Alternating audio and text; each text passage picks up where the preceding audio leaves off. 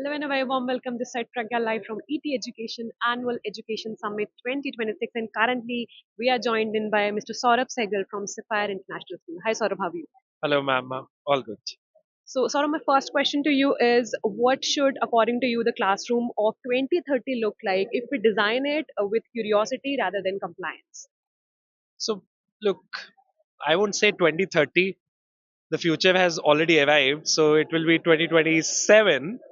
And the classroom has to be of all the curious minds, right?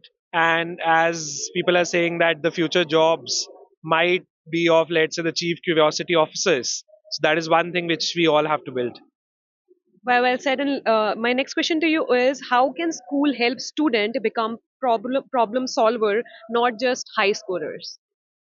So, look, again, it's a cliched thing what I'll say.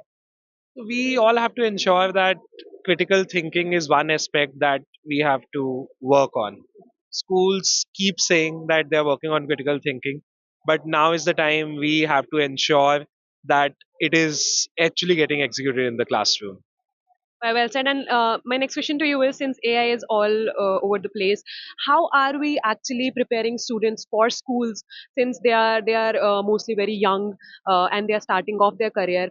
How are we preparing school students to be ready for AI in build world? Look, so there are two AIs when I see at things. One is obviously the artificial intelligence, and one is the adaptive intelligence. And both schools and students, they have to ensure that they're adapting to all the uncertainty that is there. That is the only key to success.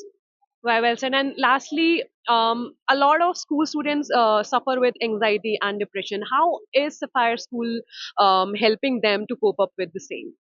Right. Look, emotional issues are one of the top issues these days, especially in a country like ours, where emotional issues were always at the back seat. They were never really the top priority.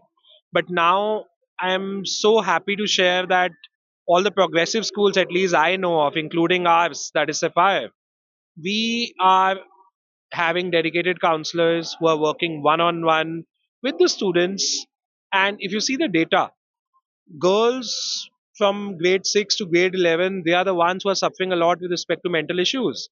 Th- there are a lot of like changes, be it physical, be it emotional, that are there, and we really need to be there to address them rather than they finding on their own.